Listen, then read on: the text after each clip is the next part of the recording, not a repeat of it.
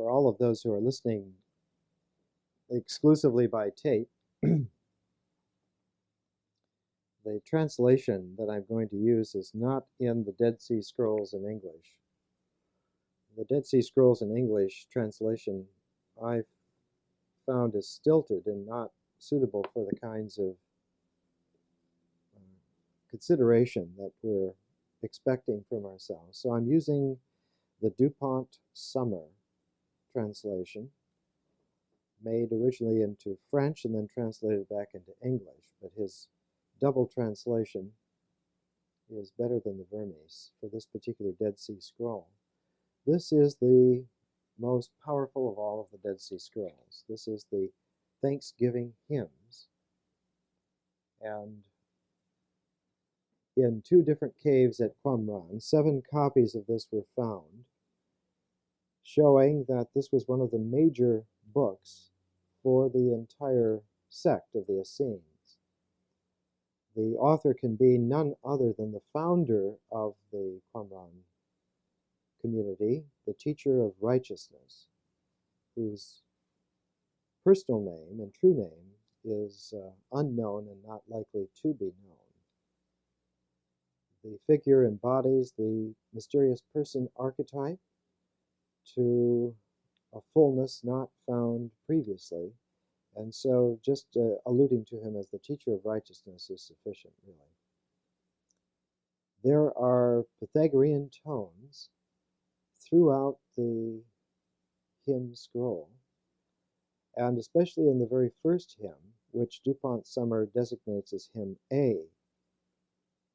And there is a quotation here: to the everlasting spirits in their dominions, that thou hast entrusted the heavenly lights according to their mysterious laws, the stars according to the paths which they follow, and so on. Everything coordinated by mysterious laws. This is the Pythagorean sense, and in fact DuPont Sommer picks it out and is able to give us in several footnotes on page 204 of his book an allusion to poetry and music and their subjection to the laws of measure and harmony. The psalmist finds their origin in God. This passage may be compared with Pythagorean speculation on the subject of numbers and harmony, so that we have a mixture of a taste for sacred song and for the content of sacred song to have a kind of numerical correspondence, and for all of this to be attuned to a universal set of laws and correspondences. And this entire sequence of correlation is available for human appreciation only by initiation into a secret inner dimension. And that the initiation into this secret inner dimension is the key to unveiling or unraveling the entire meaning. In other words, there is no meaning that can be established with any certainty short of the whole. And it's like either confusion or complete realization. And this is a very peculiar tone. Notice also that this is not traditional in Judaism. In Judaism, the tradition was always that man schools himself according to the Torah, and by hearing the Torah in public establishes your viability as a human being, as a Jew, and as a aspiring good person. But the Thanksgiving hymns of the Dead Sea Scrolls establishes almost a diametrically opposite criteria for wisdom. Instead of public, it is secret. Instead of in terms of the Torah, it is the small inner voice within. And instead of there being a certainty of the future based on the past, there is a realization that the past has been completely misunderstood and the future can only be lived by someone who is fully present now. For someone who is not able to be fully present now, there is no future. And so we find a very peculiar kind of an inversion of traditional Judaism. And in fact, the teacher of righteousness in his lifetime was scorned by all but just a few handfuls of individuals. Not just scorned by the powers that be, the authorities, the traditional Orthodox religion against which he rebelled and withdrew, but also within the Essene community itself. After it had been established, after it had been going, there was again, at a second period, a revulsion against the teacher of righteousness, and he was imprisoned and jailed. And we will, if we can get to it, find his own account in very poignant poetry of all of these events. Now, DuPont Sommer points out that we do not have all of the hymns. We have almost complete texts for 20 hymns. We have partial texts for another 20, making 40 hymns, and there are over 66 fragments extant, so that if we had the entire Thanksgiving hymns, it might be somewhere in the 75, 85, perhaps 95 hymn range. Now, there are 151 psalms. In tradition, there were 150, but actually there are 151. The Dead Sea Scroll Thanksgiving hymns are a replacement of the Psalms with the new emphasis. They're psalms for the new covenant. So that the teacher of righteousness uses the Psalms of David as a pattern to begin with, but also as a foil against which to make differentiations and distinctions. His favorite books in the Old Testament are the two great prophets, Ezekiel and Jeremiah and Isaiah. There's not too much Ezekiel in here. Jeremiah, in particular, because Jeremiah was in exile in Egypt, that is, during the Babylonian captivity. He was not captured by the Neo-Babylonians, but he was taken unwillingly by his own congregation. Jeremiah was captured by Jews and taken into exile in Egypt in protective custody for his own good. And Jeremiah, in his book, said, in consequence of this travesty of the people who should be listening to a prophet of God, instead they have kidnapped him against his will. Therefore, the whole covenantal tradition has been abrogated, and that God will make a new kind of covenant with whatever remnant is left over at the end of an exile period, and that this new covenant, instead of being a Torah in words on stone exteriorly, will be words written on the heart and in the mind of certain select individuals, so that Jeremiah prophesies an internal covenant, that the old external Torah is now abrogated. And in fact, the teacher of righteousness in his hymns uses the plural and says there have been many covenants that God has now set aside, but that God is making a new covenant, and that this one has a very special flavor. It has an eternal flavor. That the past covenants have been covenants that have been passed on from generation to generation, from good man to good man. All of those covenants are now set aside. They are no longer in force. They are no longer viable. And that there is a new covenant coming, a new covenant which will be eternal, a final one that will never be abrogated. Before, God's word was given to man through prophets, and from prophets passed on to man in a second-hand, sometimes a third-hand fashion. The new covenant will be direct from God to the person, no middle person. And instead of the words being for the outer ear, the New Covenant's word is for the inner mind, the inner heart. Now, in the DuPont Sommer translation, he sets aside 32 hymns, which he gives letter designations, hymn A, hymn B, and he goes on and finally uses A prime, B prime, and so forth. The title for the whole collection in his translation is called the Hymn Scroll, but it's generally referred to as the Thanksgiving Hymns, and in Vermes they are called the Thanksgiving Hymns. Their designation is 1QH.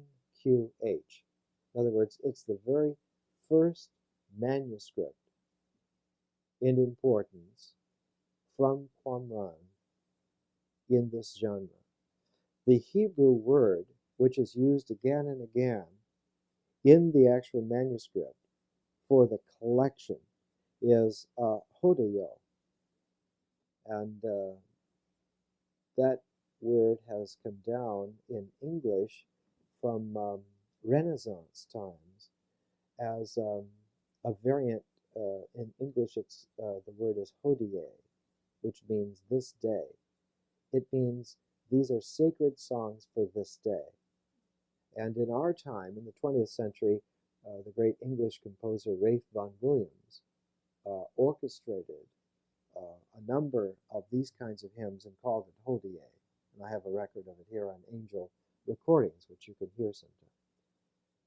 What is of interest, though, is that the Greek word for this kind of collection of this material, the Greek word is Eucharist. I mean to say to you that the original term Eucharist is not a sacramental meal in a high church ceremony. The original sacrament is a collection of sacred hymns from the inner self. God's speech to the person interiorly.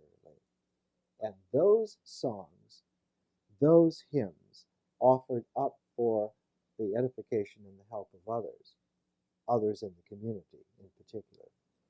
That is the original Eucharist. For your information, the kind of Eucharistic theatrics that are common now were developed in the High Middle Ages, the 12th and 13th century. Before that, there was no Eucharist as you would know it now. So the Eucharist, the hodeo, the Thanksgiving hymns, this is a collection, and they are in effect then New Covenant psalms. They're psalms for a new covenant. They are meant to be songs in the sense, and it appears several times in the collection. There are to be lutes, there are to be flutes, there are to be rhythmic instruments. These are to be sung. They are, in a minimal sense, to be intoned in a kind of a musicality, but the indication is very clear that they should be sung. And so they are sacred songs of the heart, and they are the foundation line for the new reality. That is to say, by participating in making sacred songs in your own experience, you participate in this, building this foundation line. And once that foundation line is there, you can then build the building of your soul, of your psyche. And as one builds upon this foundation of being able to sing your own sacred songs to the community, as you build your psyche up, the Greek word for soul is psyche, as you build your psyche up, there is a penetration which the teacher of righteousness calls the root. And when the psyche has been built to a certain fineness, the root has penetrated down to a subterranean stream. This subterranean stream is the presence of God himself, no middle person. The human being who is able to branch out with this kind of growth of soul and to put this taproot down to the buried stream of God, that person then is a tree of life. And such a person has reestablished themselves in Eden. The missing tree is you who have amplified and deepened yourself in this way. How you are now, that personal space is in Eden, is in the kingdom. So you can see that this was not just a surface methodology, but was the prime method for soul growth and contact of the divine. So that the making of sacred hymns replaced the hearing of a prose Torah. The making of a sacred poem became a displacement for the rote learning of prose rules. So there's a whole different mentality that comes out of this. Notice that the focus in the rules is on authority, and the focus in the New Covenant is on knowledge. Knowledge displaces authority.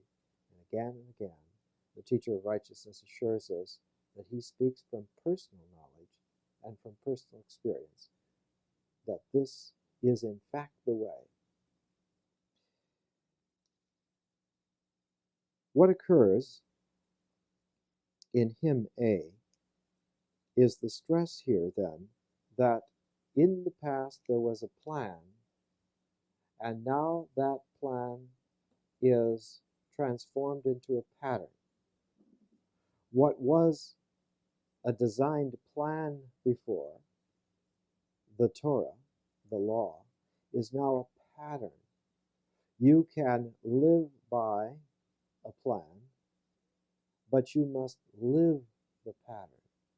So the emphasis is on your actual doing it, your actual participation, your actual experience. It's not what you have heard, but is what you are doing. Do not be just hearers of the word, but be doers also. That kind of emphasis. And here, the teacher of righteousness says, "It is thou who hast spread out the heavens for thy glory, and hast created all their hosts according to thy will, together with the mighty winds, according to the laws which governed them, before they became thine angels of holiness, and to the everlasting spirits in their dominions hast thou entrusted the heavenly lights according to their mysterious laws, and the stars according to the paths which they follow, clouds and the rain according to the office they fulfill, the thunderbolt and lightnings according to the service appointed unto them, and the providential reservoirs according to their functions, them and snow and hailstones, all according to their mysterious laws." That is to say, the Torah is no longer a sociological document with theological implications, but is now the very face of nature, the very existential participation of life as the synthesizing thread in nature. Our life lived brings the pattern of nature into a cosmos. And you can recognize them as a deep Pythagorean resonance and a deep Hermetic background. Judaism has been enlarged and turned inside out. This experience, I might point out to you, most of you recognize, is a shamanic experience. To be turned inside out means that your skeleton now is on the outside. But if you have lived with a skeleton of laws on the outside, the Torah on the outside. If you were turned inside out, the Torah is now inside. So it's an obverse shamanism. So the law, the Torah, now is an interior presence. And your only access to it is to be able to meditatively, contemplatively, go and find it within yourself. And for this method, the Archimedean screw, being able to penetrate in, is the ability to bring language in sacred poetry out. To the extent that you can bring sacred poetry out, you're able to penetrate your vision within. The two are definitely correlated together. The more one can sing the praises of God, the more one can actually experience that grace. The term is used by the teacher of righteousness many times. So that we have a quotation from Vizier DuPont Sommer. But despite the damage inflicted by time, there is no doubt that this scroll is the jewel of all the mystical literature from Qumran. It seems to have been one of the classic and most highly venerated books of the sect. In fact, we learn from the scroll of the war rule. That's the war of the sons of light against the sons of darkness.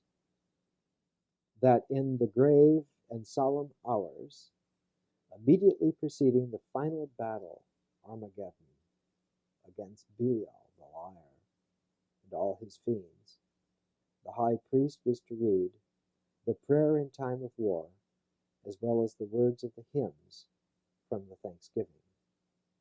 So that these were, in fact, not only the training to develop the soul and to persevere in your contact with God, but that at some historical time, this form must be completed. You must have grown into the tree of life, because there is a time coming. There is a historical threshold coming, the end of days, judgment day, and that at that time, who is alive shall live forever, and who is dead will be gone. And so there is this kind of a pressure, there's this kind of an onus constantly in the teacher of righteousness. I must say that as far as the dates go, the hymns of the scrolls are probably from the late 160s BC and the 150s BC. I would think that we would be hard-pressed to go much into the 140s, but it could possibly have gone to about 140 BC. So that we're dealing with something that was about 170 to 180 years before Jesus' public mission. That is to say, if we're living in the 1980s now, we're speaking of something that might have occurred to us in the first decade of the 1800s. So that the teacher of righteousness would have been to Jesus' time what Jefferson is to our time, about that kind of relationship. Not quite ancient, but certainly old, venerable, but just barely still able to be held in contact. One would have had to have studied to become familiar with it. And in fact, we can see from the Thanksgiving hymns that even in his own lifetime, there was already a tendency to misunderstand, because those individuals who think that their soul is growing, who imagine that they're experiencing the presence of God, who do not have the real experience, but have a surrogate of it, an imitation of it, are unable to tell the difference, and slowly, inexorably, as we would say today, subconsciously, they slide back into a parallel conception that what they are after is a renewal of the old covenant. and not the institution of a new covenant. So that slowly a skew comes into the Essene community in time, and it's like it almost always happened in institutional forms of personal discovery. You come up with a surrogate form and not the experience. Instead of the existential radicalism, one comes up with a kind of a sociology of knowledge, which sounds dazzling and seems like you're doing something different. And you are. You're doing a different version of what had been before. You're adjusting instead of curing. And thus one slides back into accepting improvement and not truth. And you can see that this is exactly what happened. And so by the time of Jesus, understanding quite brilliantly what had happened, he simply declares that all of the old has been fulfilled. That there's no renewing of it left any longer. Now the hymns themselves show a great diversity in forms and types. They're not all the same. Each hymn seems to be a little bit different. Some of them are very long, some of them are very short. Some of them are quite developed. Some of them have odd kinds of snappy qualities to them. The lyricism draws its inspiration not only from the Psalms, but also then from Jeremiah and Jeremiah's poetry, the Lamentations, and from the book of Job. Now, DuPont Sommer puts in Job here as a source, but as you're familiar with, I have identified, I think, fairly conclusively, that the book of Job was written by the teacher of righteousness, just as the book of Daniel was. And that the themes of Daniel and the themes of Job reoccur all through the Thanksgiving hymns in the Dead Sea Scroll.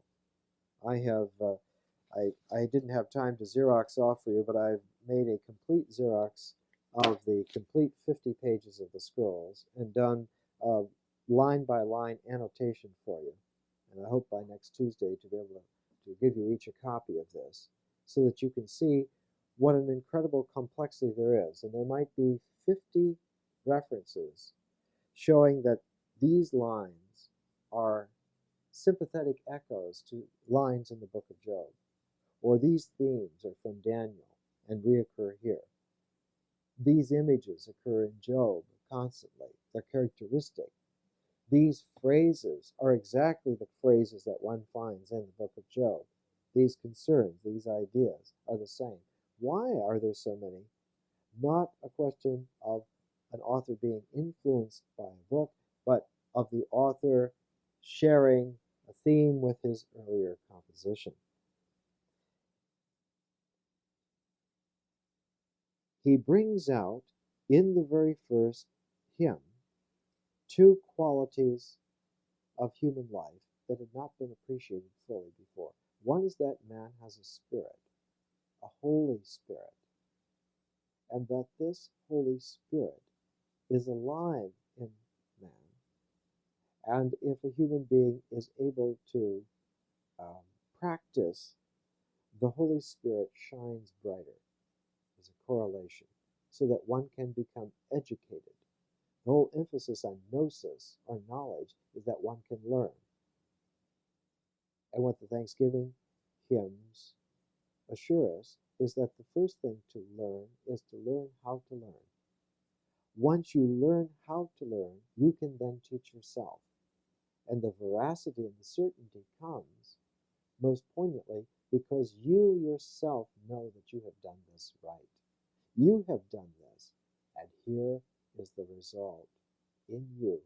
No one else knows. This is the secret knowledge. This is the secret wisdom. Also, who is the officiating hierophant? Who is the person who's doing the initiating? Your integrity by continuing to learn and by using your knowledge of how to learn. And so you can see that the individual has a tremendous new quality, a new potential, a radiance, possibility. The second radical introduction is the visitation, the idea of God making visitations to the individual within, coming in a presence within. One is not seeing an idea. One is not picturing an image. One is experiencing a visitation of God.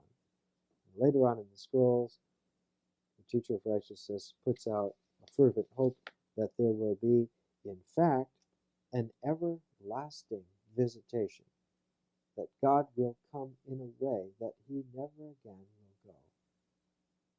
Why? Because the heaven where he is will be here in such a way that the kingdom will be here. Heaven will be here. So that there is in the very first hymn, there's a sense of God's inner coming to the individual, and some 40 pages later in the Dead Sea Scroll, the Thanksgiving hymns, is the sense that there is coming a day of eternal visitation, when God will come, not to leave again. He will come and bring his home. What will be his house? The trees of life, those individuals, will be the home. It'll be the sacred grove where his presence abides. And so the teacher of righteousness tells us, these things I have known because of thine understanding. How do I know this? I know this through your understanding, God's understanding. He speaks openly to God. He says, because of your understanding, meaning that he has learned to think with God's mind.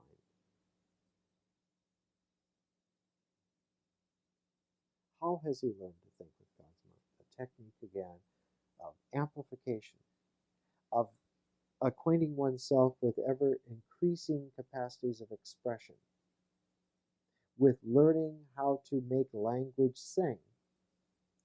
And by expanding these capacities, one opens oneself from the narrowness that one was, and keeps opening and opening until one learns that the technique is to open, not just to open to a larger part, but to open completely. And when openness itself is achieved, then God's presence is there. So that God's mind is in man's knowing experience. God's mind is in man's gnosis experience. And the teacher of righteousness tells us that the world as it is graven. We tend to hear this as a derisive term, the graven image or something like this. What it means is that there is an embossed reality, an engraved image, which is the world. The world is graven before thee with the graving tool of the reminder. For all the unending seasons, together with the cycles of the numbers of everlasting years, with all their times, they have not been hidden nor concealed from before thee. But how can a man count up his sins, and what can he answer concerning his iniquities? And how can he, perverse, reply to the judgment of righteousness? Thine, O God of knowledge, are all the works of righteousness, the foundation of truth, but to the sons of men belong the service of iniquity and works of deceit. In other words, the world, in an unreformed way, is a graven image. It's not real. It's like an engraved imitation. And as long as a person comports to that, you also are that. You're just, as a friend of mine once said, jokingly, he was a famous cartoonist. He used to ask people, who drew you, when they were acting stupid. Well, who drew you? Your life is a joke. You're just living in a cartoon. You're not really alive. You're not really here. Who drew you? How does one get off the cartoon page? You have to withdraw what you have committed to that, your belief in it. And when you withdraw your belief, where does the belief go? It remains with you. And the more your belief collects within, the more that is real. And the less the engraved world, the cartoon world, the less that is real. And finally, the teacher of righteousness tells us that there is a time of darkness where the eye no longer sees the world, but out of that darkness shines the light. And so there is a sense here that there is a theophany, which is essential nature of the divine. God's essential nature is theophantic. That is to say, what distinguishes God is that God occurs.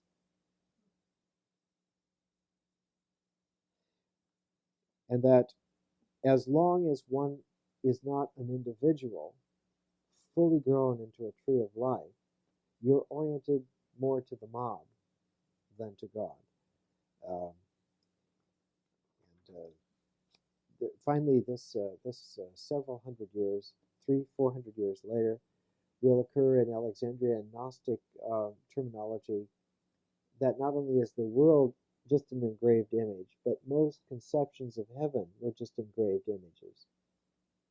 And that these heavenly engraved images were like false ideas of the cosmos that trapped people. And you have to free yourself not only from this world in its cartoon quality, but also from the false cosmological ideas that are even more difficult. It's easy, in a way, comparatively, to break free of this world because it is very disgusting. But it's very difficult to break free of the beautiful ideas that one has of the cosmic orders.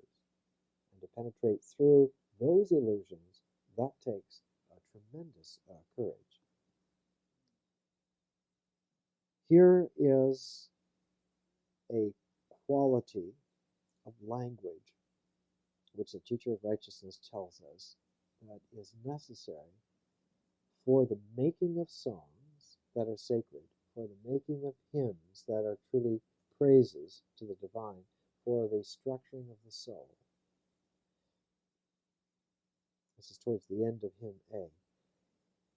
It is thou who hast created breath on the tongue, and known the words of the tongue, and determined the fruit of the lips before ever they were.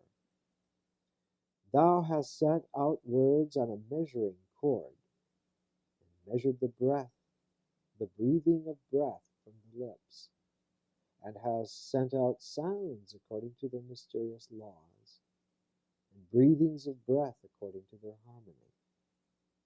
And thy glory might be made known, and wonders told, in all thy works of truth and judgments of righteousness, and that thy name might be praised by all the mouths of men, that they might know thee according to the measure of their understanding.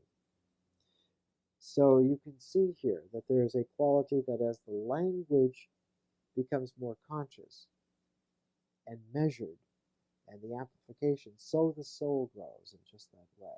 And so the inner penetration grows, so that finally one begins to get a sense that what amplification you have reached is the measurement by wholes. When you have become whole, you no longer measure in units of ones or tens or hundreds or whatever it is. You measure only in terms of wholes. And when you measure in terms of wholes, one can see the all, which is the wholeness of the whole. In this way, the teacher of righteousness tells us that thou hast made of me a banner for the elect of righteousness and an interpreter of knowledge concerning the marvelous mysteries, to test the men of truth, and to try them that love instruction. In other words, in the growth patterning, there are always phases up until the final openness. There are always phases, there are always thresholds. These phases, these thresholds come in harmonic progressions, definite. And as the soul grows and the penetration grows, more and more one becomes familiar with the ratio of the soul's growth over the interior penetration to the divine. And finally, when there's a oneness of the soul and a oneness of the inner penetration, the ratio reads 1/1, which is 1, which is wholeness. And in just this way, the rationality of man, the ratioedness of man, achieves the fullness, 1/1. Tolstoy, in his old visionary age, came up with, he said, the only ratio I can conceive of expressing God is x/0. It's a very, very, very interesting way to put it. Again and again, a symbol that occurs in the Thanksgiving hymns is a fountain of knowledge. A fountain of knowledge.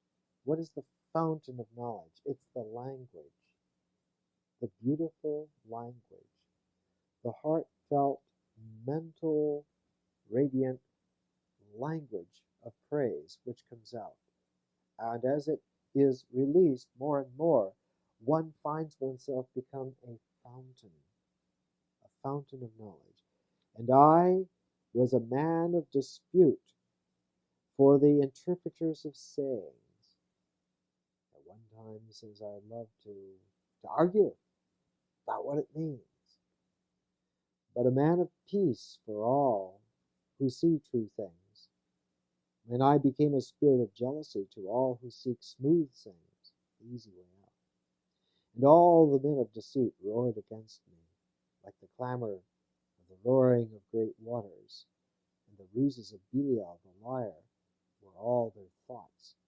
And they cast down towards the pit the life of the man, by whose mouth thou hast established the teaching, and within whose heart thou hast set understanding, that he might open the fountain of knowledge to all of understanding.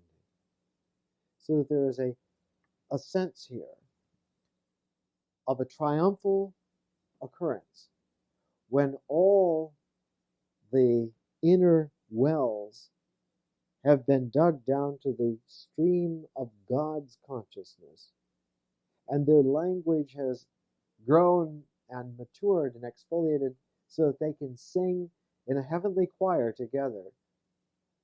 Then God occurs in that community from the roots up to the tops, comes as a living water from the stream within the soul, and comes out through the expressive language of the community. And this is the theme which occurs again and again, so that the new covenant, the key, the symbol for understanding or for unlocking, the fulcrum for participating in the new covenant is the sacred word. Notice here that always the emphasis is upon the individual, on the person, so that more and more, by echoing resonance, the word becomes a person. The word becomes that person. And this, of course, we recognize as a therapeutic technique.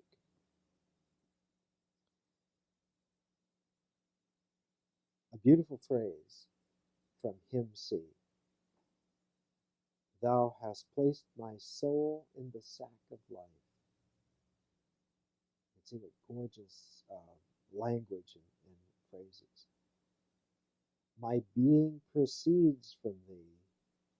My steps proceed from thee. And he goes on to say that my soul seized hold of thy covenant, so that deeper than the heart, deeper than the mind is the soul. The suke, as the Greeks would pronounce it, the psyche.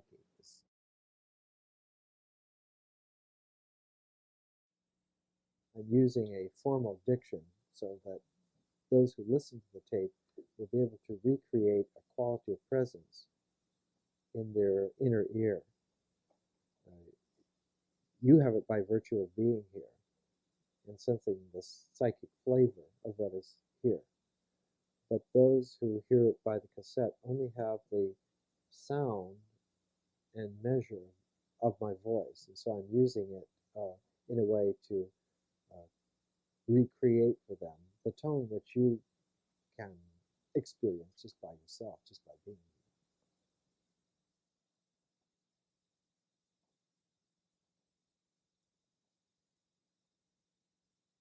One of the first radical changes of the old Torah occurs at the end of Hymn B. The phrase is the uncircumcision of the lips. And later on, the phrase on the other side will be used that one's lips are circumcised, and therefore one can speak the truth. By making circumcision metaphorical, by taking it away from the penis to the lips, one then makes it metaphorical of a different process. The bringing to life is no longer a function of that masculine gland, but now the bringing to life is the function of the lips, that is to say, the voice, the forming of words, the forming of the language. This is the vehicle of life. One now is coming to the quality of being able to, by using language correctly, to call into life realities. One fertilizes now by the truth rather than by the semen. So there is a whole different understanding. Notice that it's not just an improvement on the old law. It is a complete transformation.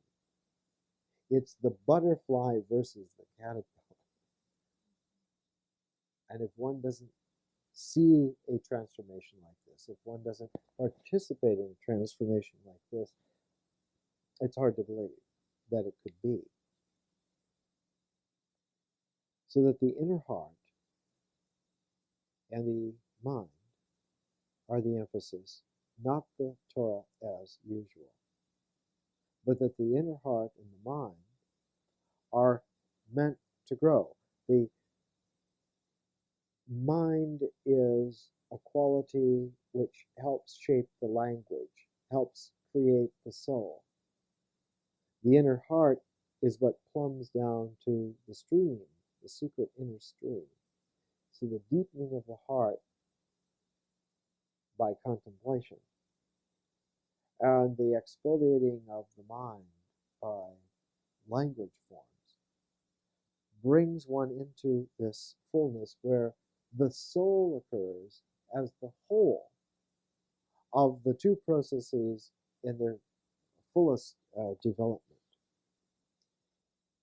One's soul in that case is God's eye on your life. What one experiences is that this life is now seen by God as an eye, which is singular. What does an inner eye, singular, see? It sees wholeness. It sees in terms of wholenesses, not partialities at all. And if you have trouble with this, there's a beautiful explication of this in Art and Yoga in India by Heinrich Zimmer that Princeton University Press published in a translation just a few years ago. Zimmer wrote it in 1926, but it's a beautiful explication of this process. The eye looking out, the eyes, plural, looking out, must focus, and in their act of focusing, they focus on singularities. So that the whole process is one of perceptual differentiation to the particular. But when the eye looks within, and if you've ever seen any kind of a high samadhi trance, it's almost like a crossed eye. It's not looking at anything inside, but is looking holistically, so that there's only the all which is there to be perceived, not anything in particular.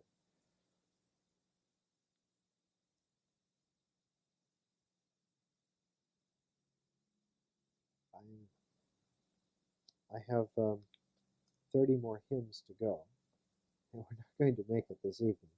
So I'll give you just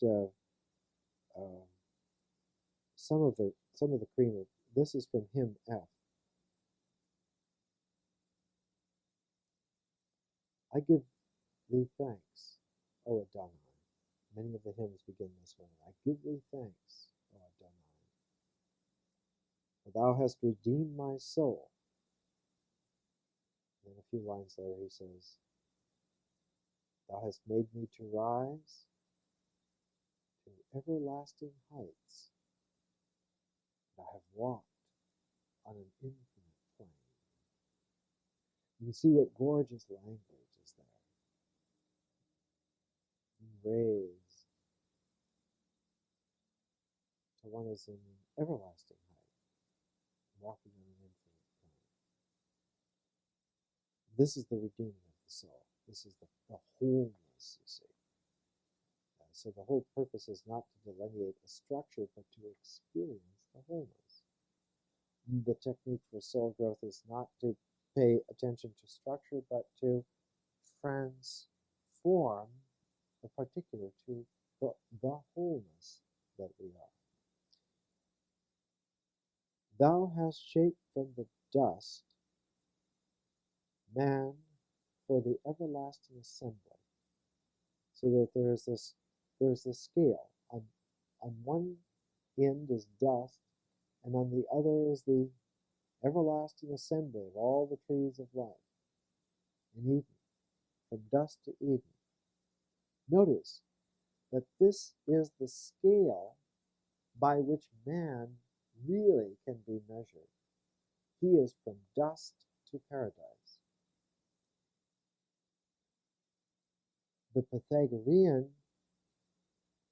insight to this is that man is not the notes on this scale, but is the scale itself. That to look at the notes on the scale is to look exteriorly, to be a materialist, to be trapped at looking at what is irrelevant. Only by looking at the wholeness of it all as it occurs, as you. That is the interior eye, the singular eye. Quite different. Then one will feel kinesthetically as if you are scuffing clouds by walking down the street, that you are indeed walking on an infinite plane. Thou hast shaped from the dust man for the everlasting assembly. Thou hast cleansed the perverse spirit from great sin, that he might watch with the army of the saints and enter into communion with the congregation of the sons of heaven. Thou hast cast an everlasting destiny for man in the company of the spirits of knowledge, that he might praise thy name in joyful concord, and recount thy marvels before all thy works. The word concord here, of course, is Pythagorean. it means the Greek term for this, for harmony, is symphonia. And the concord is when you hum in tune with the symphony. That's what that concord is. What stops this? What stops this is the worldliness of ignorance, the constant grinding out of irrelevant differentiations, which the teacher of righteousness says are snares and nets. Now, this is a very universal theme when it gets to this level. For instance, the Buddha, the historical Buddha, taught this way. And the very first of the Digha Nikaya, the long sermons of the Buddha, is about the net that catches all errors. By the time one has mastered the net that catches all errors, one no longer has the use for any net whatsoever. So it's like that kind of thing. Or Lao Tzu's favorite metaphor in the Tao Te Ching: heaven's net casts wide, but nothing escapes. In other words, Taoistically, when you are nothing, you can escape from that net. You can see then what he says: while all the traps of the pit were opened, and all the snares of wickedness spread out, and the nets of the wretched upon the face of the waters, while all the arrows of the pit flew out straight to the target, and shot out leaving no hope, while the cord of destruction beat upon the damned, and the destiny of wrath upon the abandoned, and the pouring out of fury upon the hypocrites, and while it was the time of wrath for all Belial, and the bonds of death tightened, leaving no escape, and the torrents of Belial overflowed all the high banks, like a fire consuming all their shores, destroying from their channels every tree green, and dry, and whipping with whirlwinds of flame, until the vanishing of all that drinks there. It devours all the foundations of pitch, and the very bases of the continent. The foundations of the mountains prey to fire, and the roots of flint become torrents of tar, and it devoured as far as the great abyss. You can see the building power, the penetration in his language, the teacher of righteousness, completely beautiful. And we're running out of time, so I'm going to skip over to this. In him, I, letter I, is a definite allusion to alchemy. Now, this is very peculiar because, indeed, there are very few mentions metaphorically about alchemy anywhere in literature this early. Alexandria was the only place in the world at this time where there was any kind of a metaphoricality for alchemy, which indicates to me that the teacher of righteousness was familiar with Alexandria. So in him I, it reads this way: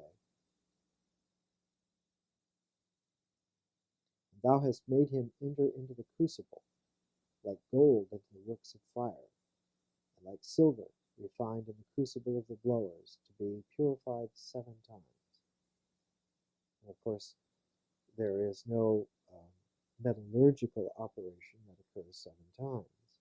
It is a Pythagorean term, which is brought in consonance to the Jewish menorah, the perfection, that if one does this assay 7 times, you will have the purity to the 7th level. efficiency. One goes beyond them. So that there is a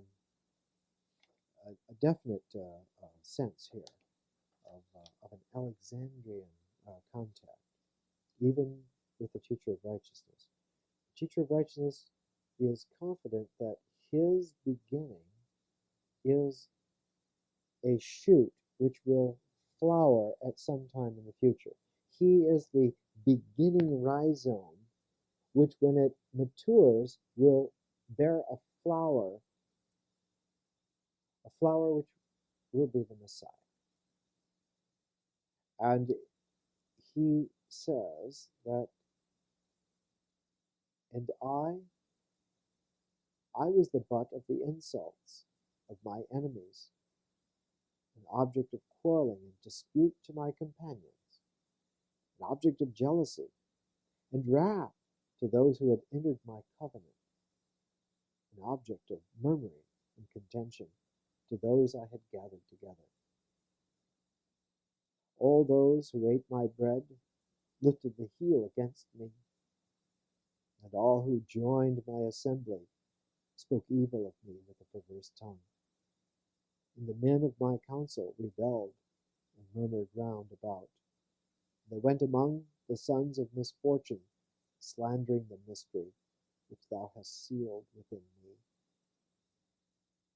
But it is in order that my way might be exalted, and it is because of their sin that thou hast hidden the fount of understanding and the secret of truth.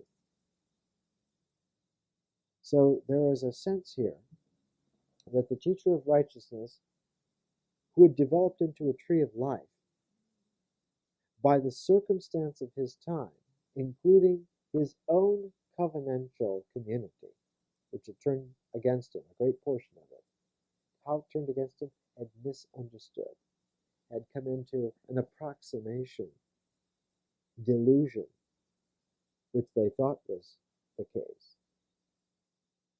had not really practiced, and so did not know the difference between an idea of something and that itself, between beautiful, clever diagrams of design and the actual wholeness that is. They could not tell the difference. And so, being reminded by his very presence that they were not right, they took umbrage against him, seeing him as an object of derision, not seeing that he could live no other way other than to be whole. And of course, the same thing would happen with Jesus, the very same kinds of jealousies and misunderstandings. So he says, finally, this is in hymn number J.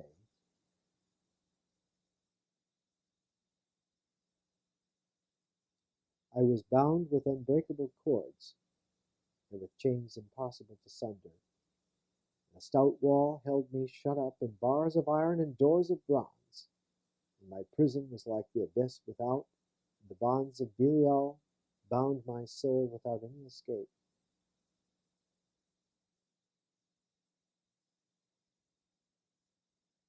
But I was comforted for the roaring of the crowd and for the tumult of kingdoms when they assemble. For I know thou wilt soon raise up survivors among thy people and a remnant in the midst of thine inheritance. Now the Essenes themselves have been a remnant. So what he's talking about is that there's going to be a remnant of the remnant. There's not just a few, but there's just a few of the few. This is a very esoteric way of speaking. It means that in Pythagorean terms, you're dealing with squares. You're dealing with powers. A remnant of a remnant, in modern mathematical designation, would be, you could designate it as the square root of a remnant. Which is to say that there is a selective quality operating to the point of vanishing from worldly view. If you have just a few, that's very difficult to see.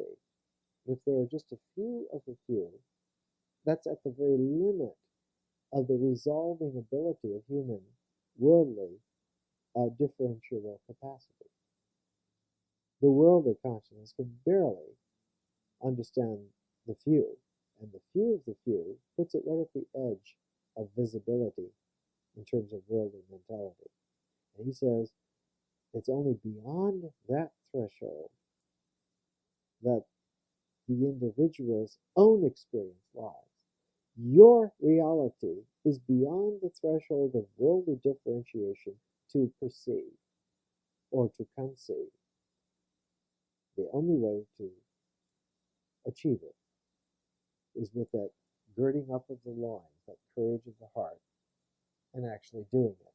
There's no way that you can see in advance what to do, what it's going to be. It's beyond your capacity to resolve. Only the courage of spiritual life, by actually living it, is able to do it. If you look with worldly eyes, you will never see it, and thus you will never believe it. And if you just do in accordance with what you can conceive, you've limited yourself. You have become the resistance for achieving this. And so he tells us here, thou hast created me for thy sake, to fulfill the law, and to teach by my mouth the men of thy counsel, and in the midst of the sons of men, not only men, but the sons of men, the remnants of the remnant. So later on, he'll use the phrase as sons a lot. And what it means is that this is a selection within a selection already.